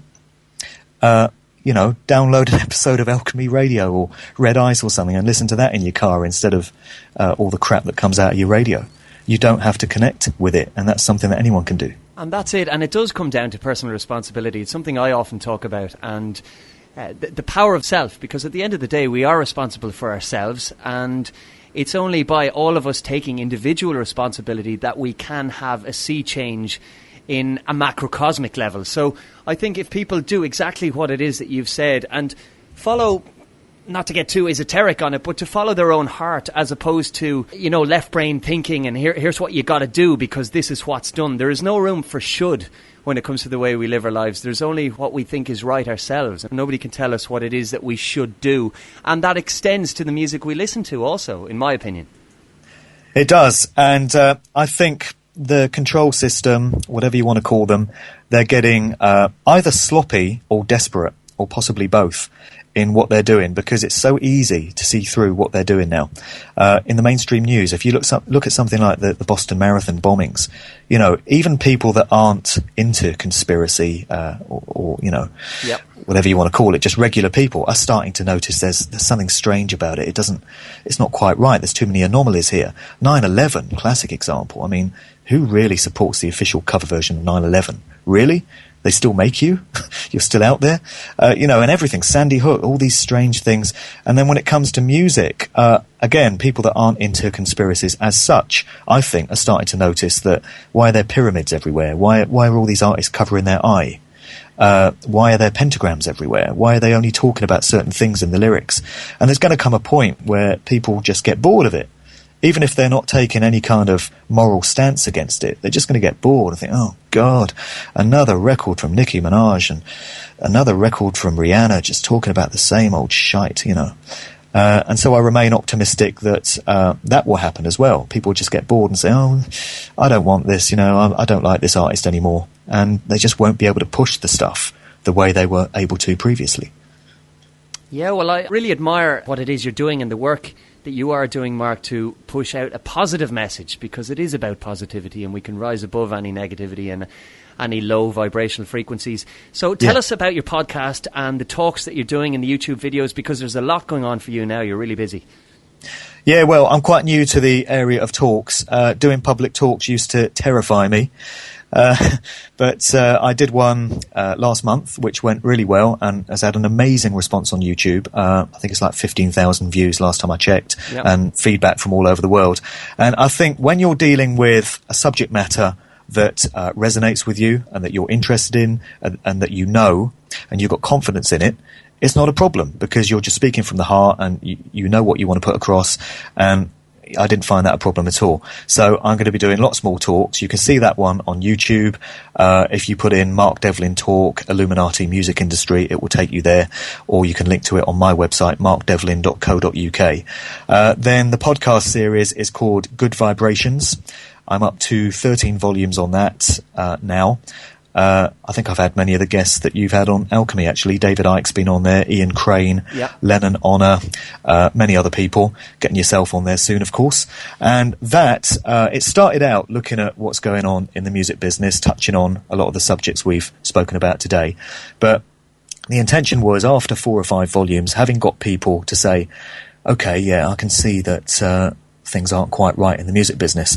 The intention then was to demonstrate how it fits in to the much, much wider picture of life, reality, what's going on in the world, how we're all being manipulated, and it feeds into quite literally every area of daily life, from education to science to corporations to mainstream news to Hollywood films, absolutely everything you could think of. And so the intention has been to get people thinking outside the box and seeing how it all ties together.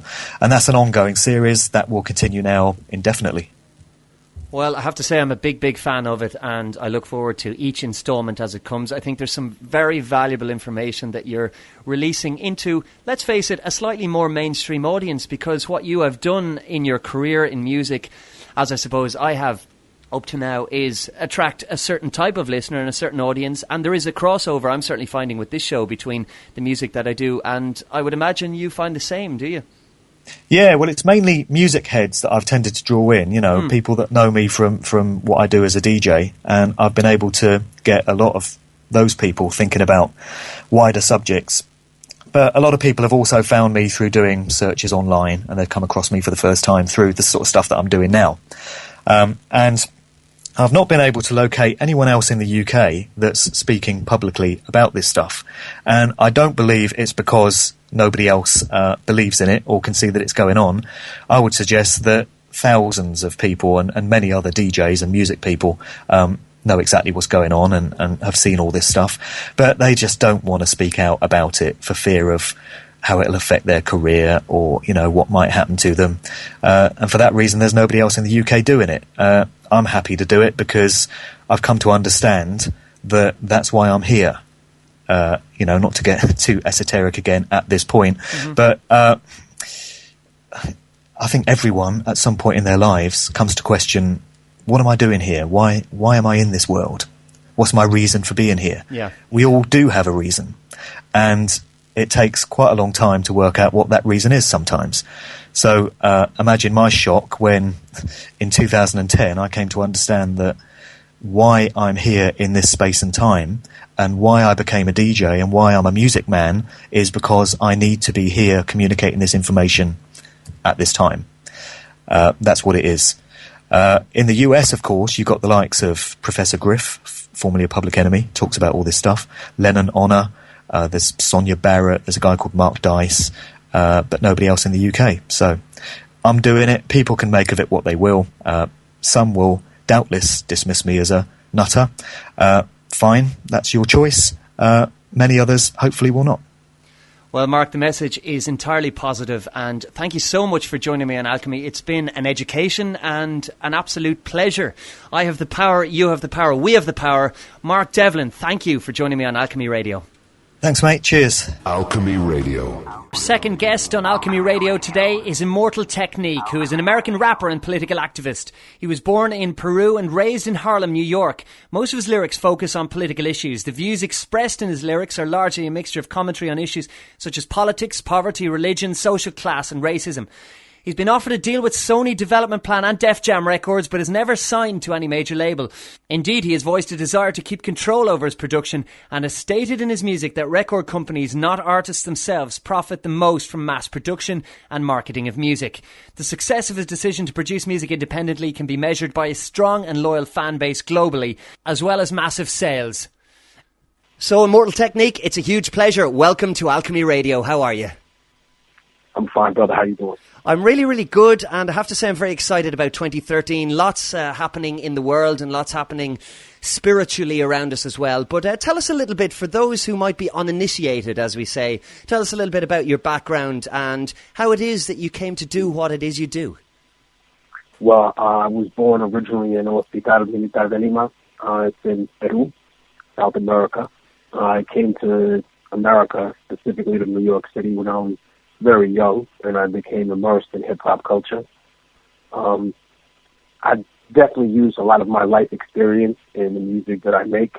Since I write, and I have to arrange all of it. And, unlike a lot of other people, I don't use ghostwriters or things like that. And for me, it's incredibly important that I put a lot of the personal pain and sacrifice of what I've experienced, what I've seen in my life in the music, because I think that it gives us a narrative of humanity that isn't built around, just some one-dimensional character in hip-hop now, it's never really been. It's just that when a corporation got it, it wanted to turn hip-hop into, like, the new dance music or freestyle extravaganza, rather than accepting that it was a continuation of a blues and jazz art form. And unfortunately, that reclaiming of our culture, it's taking, quite a bit of time, but I'm committed to it. The people that are unfamiliar with my music, I'll tell you what, if you don't know who I am, please go to the internet and steal all the music that I have. And if you like it, then you can support us at VitalRecords.com. And if you don't, then, you can just put a parachute on and jump off a bridge. It's a good attitude to have, and it's something that's so rare. As somebody who is also immersed with my day job, so to speak, in the music industry, it really has been bastardized, and it's not so much about creativity as it should be. But you're fighting the good fight, so to speak, Tech, because you're somebody who has remained independent despite your huge international popularity. You haven't, and I hesitate to use the term sold out. I'll use inverted commas there, because it's not necessarily that artists sell out, but they do lose a certain amount of a lot of credibility and integrity once the big labels get their claws in. So how easy or how difficult has it been for you to retain that integrity and to resist the potential advances of the industry, so to speak? Well, I think that, first of all, to blame the music industry for destroying somebody's career is a little disingenuous if we don't consider the personal responsibility that they took to either read the contract or not read the contract. Yeah. Or to be in a position where you make a decision based on financial struggle. You know, you don't want to do what you did. You don't want to sell away your rights, but you did specifically because of that reason. You shouldn't be somewhere because you need to be. You should be somewhere because you want to be somewhere. And I think that when we talk about the music industry, I think that artists forget their own power and their own ability sometimes because, unfortunately, you know, to be successful in the independent world, you need not just a mind for artistic creativity, but also a business mind, the ability to switch back and forth, and that costs a lot. It takes a lot out of an individual. You know, people ask me, hey, you know, Technique, how come you only you know, put an album out every couple of years? And I say, man, I have to write it. I have to research it. I can't have a whole bunch of interns doing the legwork for me. I mean, I think that's ridiculous. At some point, though, it comes and calls into question the validity of what the music industry represents if all of the things that people love it for can be achieved without it. You know, it's a subjective entity. It needs us to exist. Without us, it doesn't exist. It's nothing. And without the artist being the workhorse from Animal Farm, so to speak, that's without us realizing the power that we have and the ability to change it, then it never will change. You know, it has no motivation to. There's nothing that gives it the idea that it should change. In the music industry's mind, the only thing that's wrong with it is the fact that, you know, people are stealing on the internet.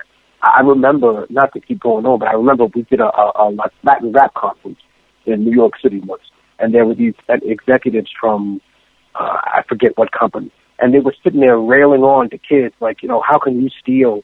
You know, what makes you think it's okay to steal? And I just couldn't take it anymore. And I was like, yo, you people are the biggest thieves in the business. Yeah. You know, how is it that you can give someone a loan with terrible interest rates, which is what a record deal is, and then at the end of it, they don't get to keep the property? What kind of sham business are you running? If I take a loan from the bank and I buy a house with that loan, I get to keep the house once I pay you back. What happens when I get a loan from you to make a record, and then I pay you back out of the small percent of the income, and on top of that, you get to keep the intellectual property, i.e. the masters and the publishing? Mm-hmm. What part of being a thief have you not covered that you think I have? And it is truly amazing because so many people, when they hear of somebody signing a big deal and they think of the millions and the mansions and the yachts and all this kind of thing. Yeah, but that's the point. When it's a $1 million deal, they didn't just give you $1 million with no strings attached. They budgeted $1 million that they're going to spend specifically on you. Not to interrupt, brother, but that's what they need to get.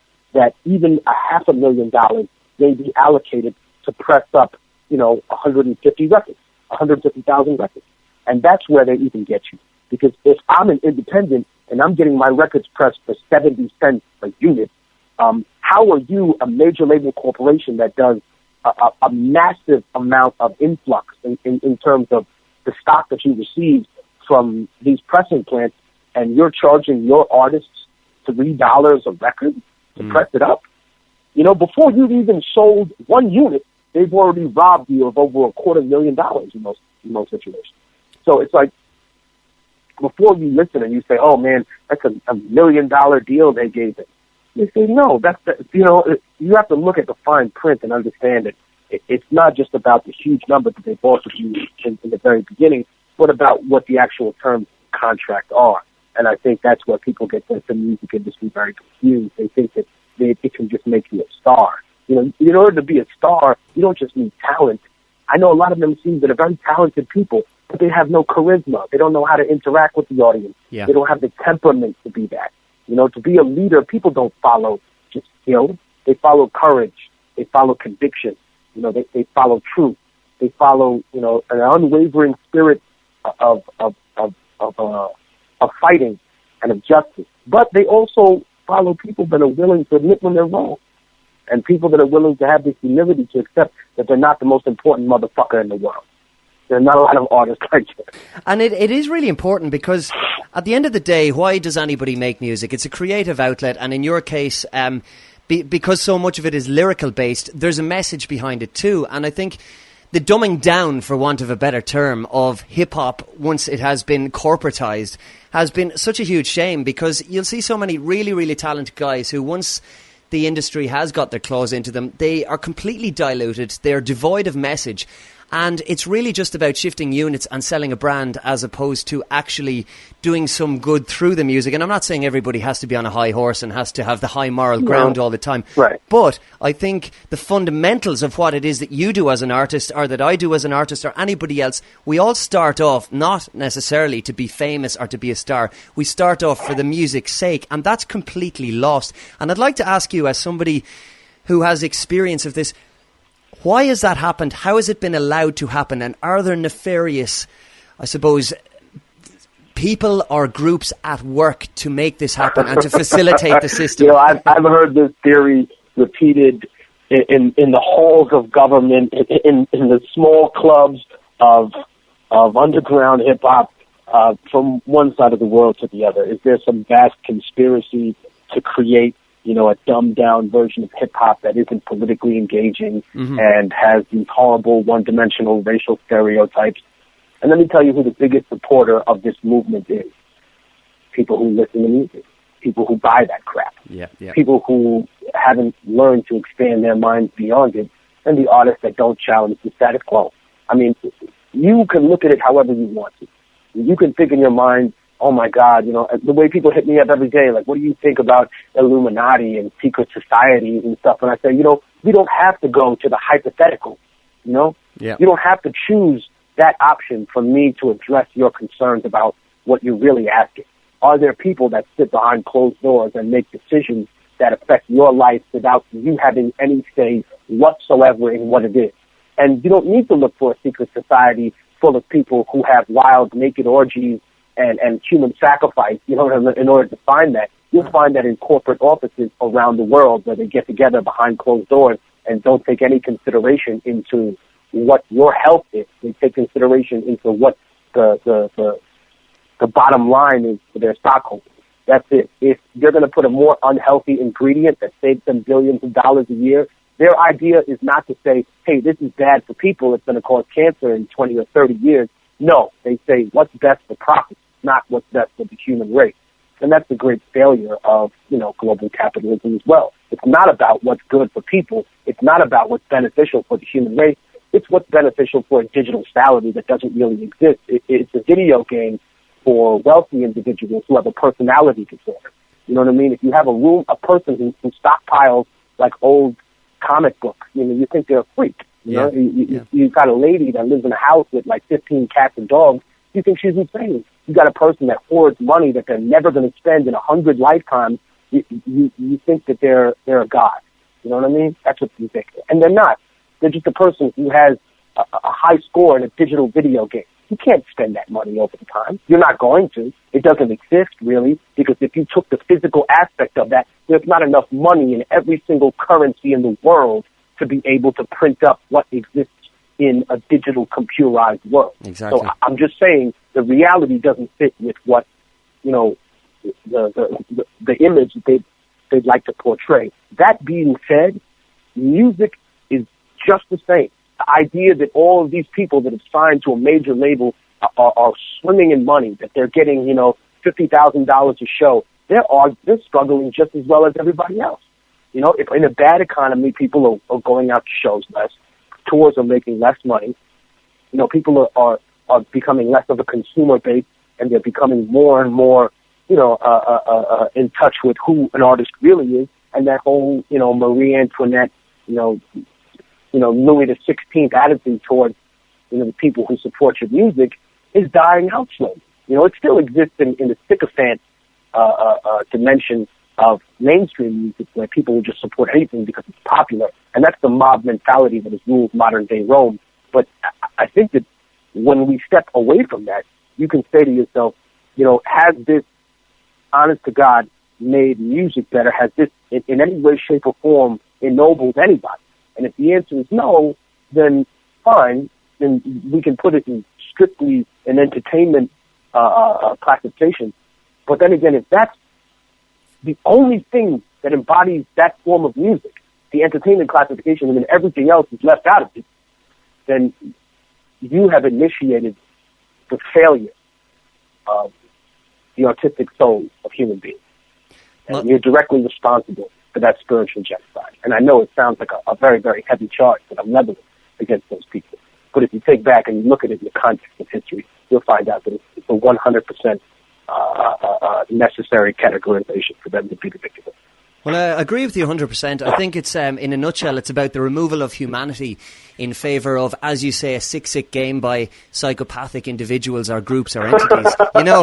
Well, I don't know if they're all psychopathic, but the problem is that there's people who do good things with their money. I'm not saying that everyone who's a billionaire is an evil entity who really wants to bring slavery back. I'm just saying that the narrative that they've learned through the business world is a wrong one. That it has nothing to do with the betterment of humanity. It has to do with taking advantage of people who are ignorant. And I think that that's wrong. And, people who don't want to make money that way, then, just realize that you're morally bankrupt.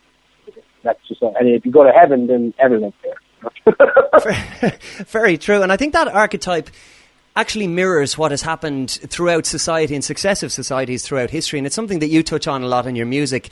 I think something that's extremely pertinent at the moment is the global situation with regard to, say, US foreign policy. And we look at, say, for example, support of Israel in the light of for me, what is the giant concentration camp existing in Gaza. And I know you've spoken out about that quite vocally. So what are your views, Tech, at the moment on not just US foreign policy, but on the geopolitical situation that we have in the world going into 2013? Very, very heavy question. It is. Probably not one that most artists are used to getting, but I relish that sort of communication. I think that we're at the crux in human development, where we're going to either confront these civilized or savaged myths that have existed, because unfortunately, there's this idea that the industrial and disease-ridden European continent civilized the rest of the world. And realistically speaking, we're looking at civilization as the ability of one society to destroy and decimate and rip apart another civilization. That's what makes it more advanced in our eyes, and that's fundamentally barbaric. And until we confront that, we're not going to be able to evolve as a human race. Until we say to ourselves, no, I'm sorry, the British were not more civilized when they decided to take parts of Africa and the Middle East that didn't belong to them. They just had better killing machines. Does that make them better? Does that make them a superior human being? Does that end the argument? Because if that ends the argument, then a gigantic 400-pound man should be able to walk into a university debate with one of the most honored professors at Oxford, and he can make a perfectly rational case for whatever he wants to, and then the big 300 or 400-pound man can punch him in the face and knock him unconscious and win the debate. That's essentially what you're saying with that. You're saying that all the advancements that we had in terms of keeping our environment unpolluted, you know what I mean? Yep. Let me repeat that. Keeping our environment, our world unpolluted.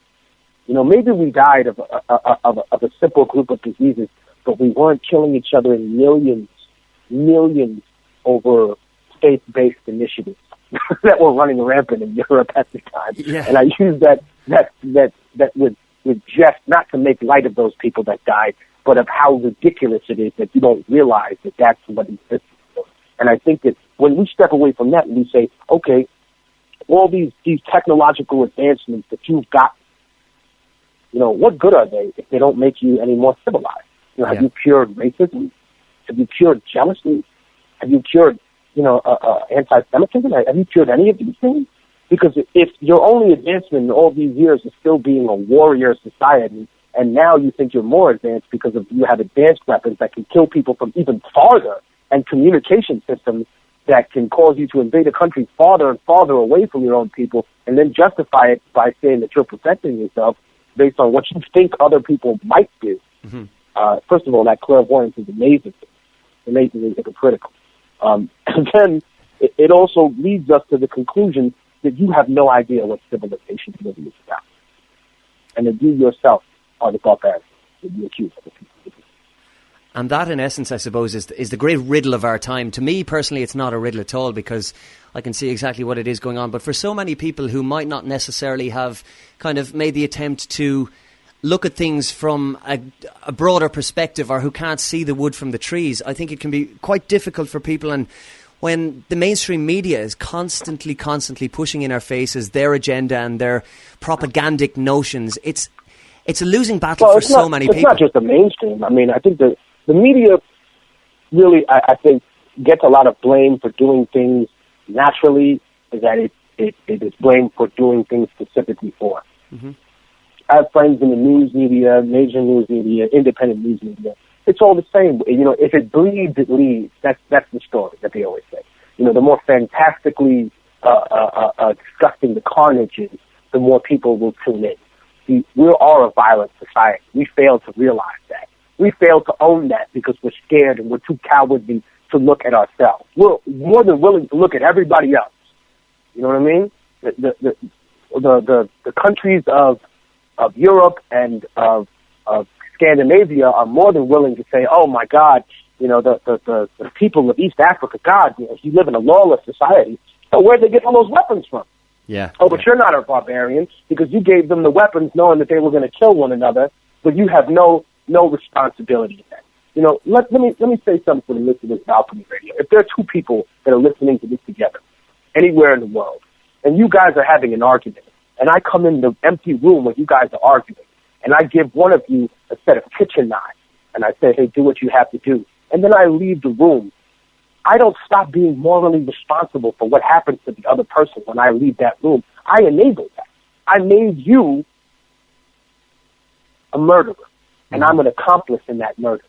Anybody else, if you did that in a trial, on a level where it's one person and another that gives them the weapon, knowing what they're going to do with it, you're an accessory to murder, but not on a global scale, because you're too much of a coward to look at what you've become, to look at what you do, to look at your role in all of this.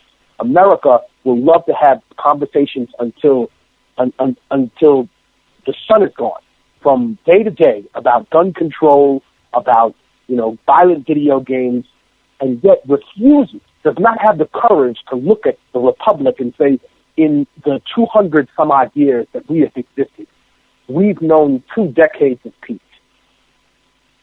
It's amazing. Every other time we've been at war. And yet that's not a factor on the table for how much of a violent society we are. We are a violent society. We love organized violence. Big gladiatorial combat games, rugby, you know what I mean, football, organized violence where people get hurt. We're not afraid of a drone strike hitting us. We're not afraid a drone strike's going to kill some innocent kid in Pakistan or Yemen, because that's the organized violence that occurs in the world. That doesn't frighten us as people. What frightens us is unorganized violence.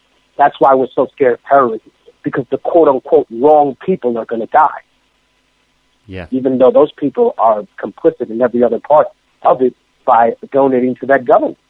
But the problem is this, that if you believe that's the case, if you believe that they're complicit because of the amount that they donate to their government, then isn't the entire human race guilty of that? And at what point can we step back from that and say, hey, man, you know what? I don't want to be a part of this continual cycle of destruction. What can I do as a human being to say to my government, this is wrong, you shouldn't do this? You know, and I salute everybody out there who does this in a non-conventional way, you know, not just by lobbying their government. You know, big shout out to everybody on the internet who has, you know, independent media, things like this, you know, even the hackers that cause hell for the government. My hat's off to you motherfuckers too, because somebody needs to tell them a little something about themselves that they're too arrogant to believe. They believe that they went to Iraq to bring civilization when civilization started there. Let's go back to music for a little bit. What's in the pipeline for you in 2013? I know you've just completed a pretty big tour of Europe that, by all accounts, went extremely well. Oh man, it was wonderful. Pretty much every show was sold out. It was just incredible. I got a big response in Belgium, in England, Scotland, and all of Ireland. Mm-hmm. I say all of Ireland because it's unfortunate that you still have people, you know, divided in the continent. You still have people that are ripped apart, so to speak, and they don't realize that, the culture of an individual people is being demonized. And that's the best way to justify conquering individuals and taking them, by demonizing, by saying that they're all a violent people, or they permeated this, when in reality, you'd have to be somewhere to have a fight with somebody. Yeah. And if you're not there and you're not occupying half of their fucking country, then there would be no fight.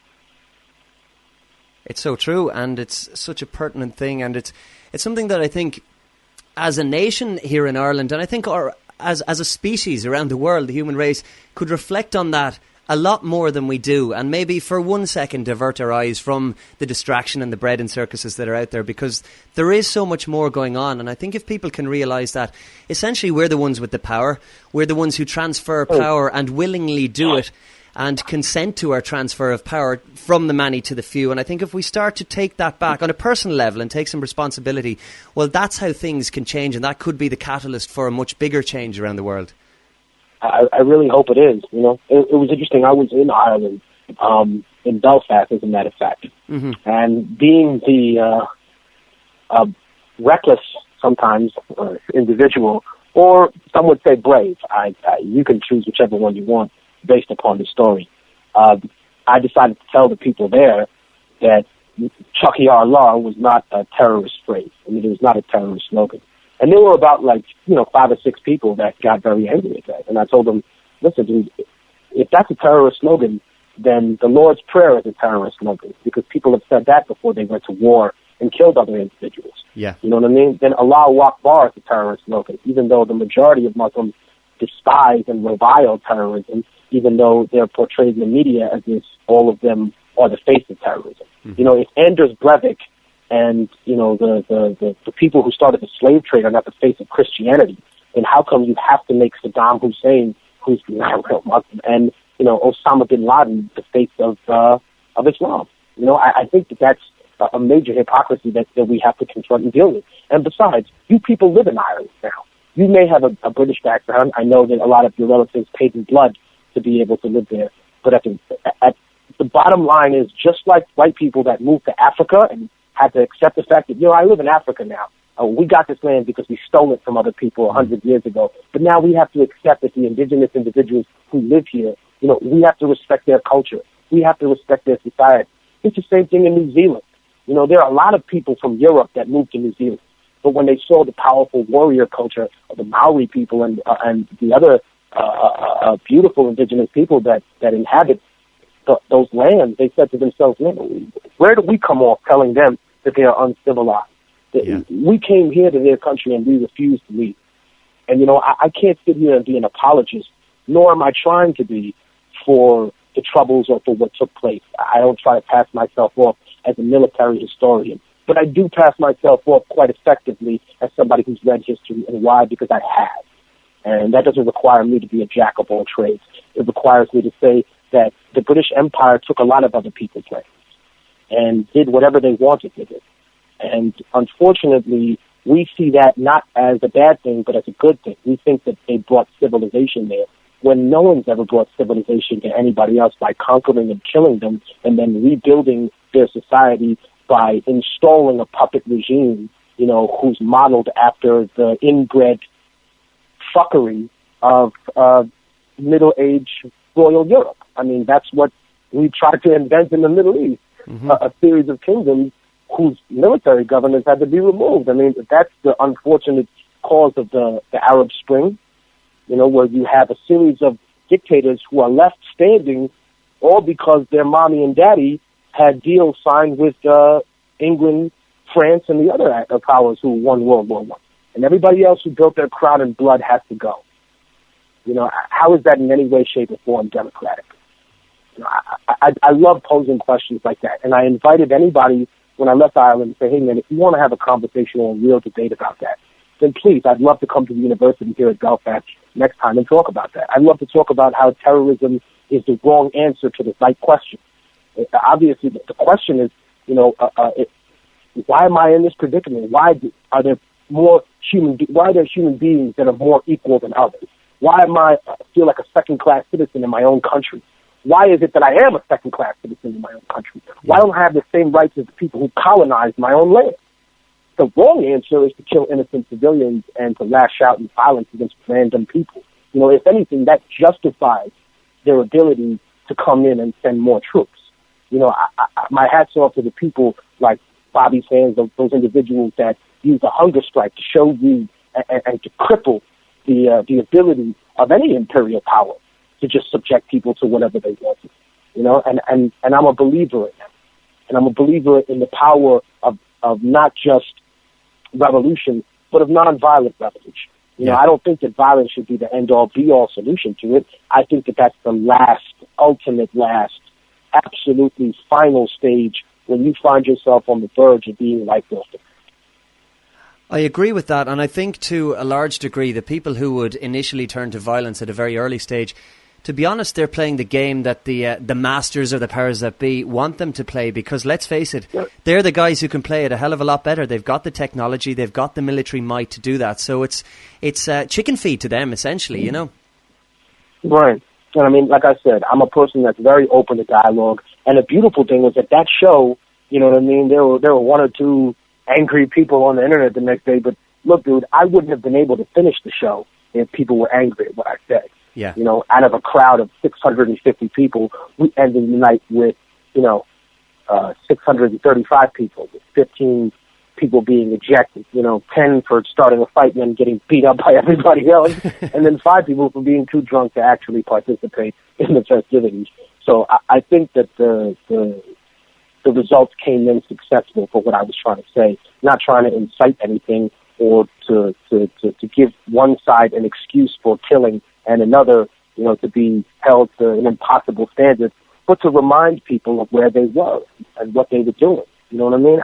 If I moved to America and I didn't learn English, it would be like me learning math and refusing to add and subtract. You know what I mean? Or refusing to learn multiplication and division and only learning addition and subtraction. You know, I know something about this country because I live here now. Yeah. I think that the people who live in Ireland who are not from Ireland should learn a little something about that culture. You know, if you resent it so much, then just go back to where you came from. Absolutely. Absolutely. But unfortunately, there are people stopping the people who did live there from actually, permeating their own culture and putting that person. And I think that that's a tragedy, because we're not talking about just singular events based on conflict. We're talking about an entire culture. We're talking about trying to demonize people. And Chucky our law just means our day will come. It doesn't mean, one day we're going to rise up and kill all these people. Exactly. No, one day our day will come when you acknowledge that our people were disenfranchised, that you decided to redistrict everything and then have a vote about whether we should stay with the UK or not. Because you knew what you were doing when you played politics, because you were shamed in front of the entire world with your imperial policies in the late 20th century. You know what I mean? You lived in a barbaric state, even though you claimed to be one of the most civilized empires that reformed itself to become a republic.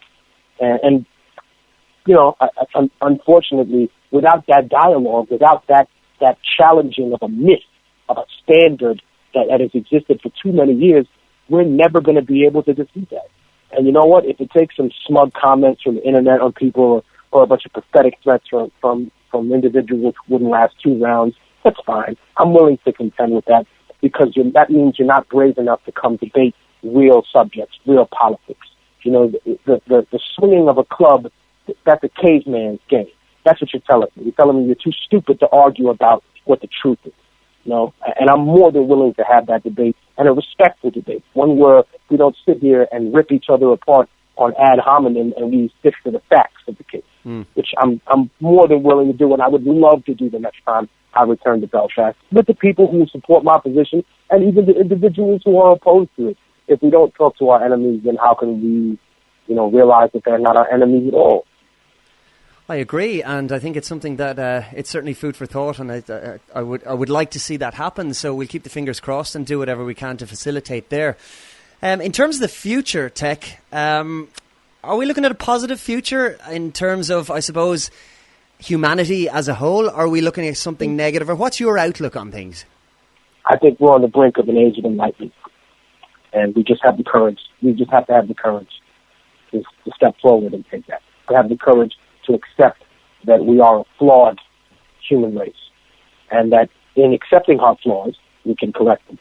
And I really hope that happens, because I think we're very close. I think we're coming so close to the edge of destruction, and that's why we're so close to the age of enlightenment, because we realize that if we keep doing the same things that we're doing now, it will lead to the ruination of the planet and the self-destruction of the future. Interesting and exciting times indeed. I have the power, you have the power, we have the power. Immortal Technique, it's been an absolute pleasure having you on Alchemy Radio, and I sincerely hope we can do this again at further length, because it's very refreshing to speak to somebody, particularly from the music industry, and somebody so ingrained in it, who has such a broad and honest and open mind and outlook on what's going on around us. So it's been a huge pleasure for me personally, so thank you very much. Gracias, Felipe. Respeto. Thank you, brother. Much appreciated. Adios. Alchemy Radio.